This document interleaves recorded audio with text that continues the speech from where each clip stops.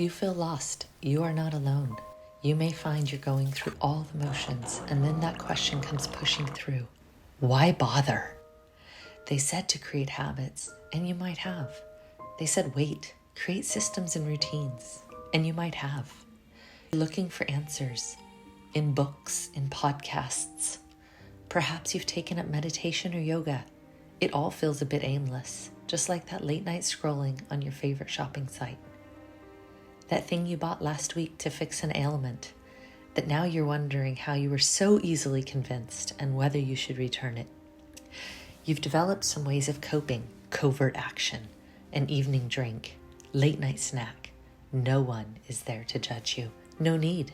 You're already judging yourself, the harshest critic you know, and the guilt, an added layer you don't really need, but you can't seem to stop. And you don't talk about it. Surely, everyone else is fine. It's just you feeling this way. How embarrassing. What would people think if they knew? Everything around you has just a little less shine than it used to. Gone is the pure joy of being in the moment. Habits and routines and systems are so helpful, so necessary. Today's world requires it. And there are entire books on the topic. So many. So many, in fact, that they've convinced us that there is no room for anything else. But they are wrong. If you feed only the world, your mind and body will ache for more.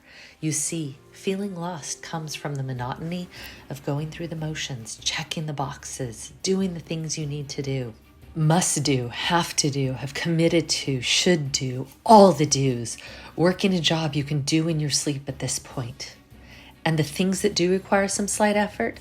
Oh, those, well, we've bought do-it-for-yous. Just push a button. Your mind is no longer engaged. It doesn't need to figure anything out. All your systems, routines, and habits have taken the figure out part away entirely. That is the ache you feel. You have stolen from your very own brain its purpose. What is the antidote then? To make room to do the thing that you've pushed deep down, to reawaken the mind, to make it think again.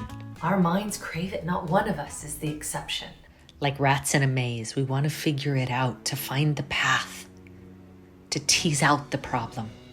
Habits and routines and systems are not bad. But we must not lose sight of how they operate. They put walls around our mind with no clear door. Think about it. If someone walked up to you and said, "Go in this room and I will close the door behind you," once that happens, you will no longer see the door. You will not see any way out. But don't worry. There's a task inside.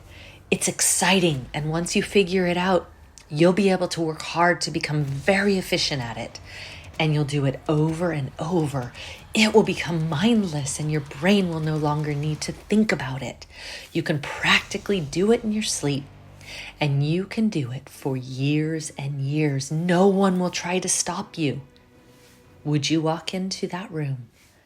Let us set aside, just for a moment, the constraints of time, money, location, commitments. What would make you feel alive again? Perhaps that hobby you always wanted to try. Or maybe changing the scenery. There's a longing for something. You know it. I know it. There's something in there, just waiting to take action. It's time to leave the room. Awaken your mind. Give it something new. And feeling lost will drop away.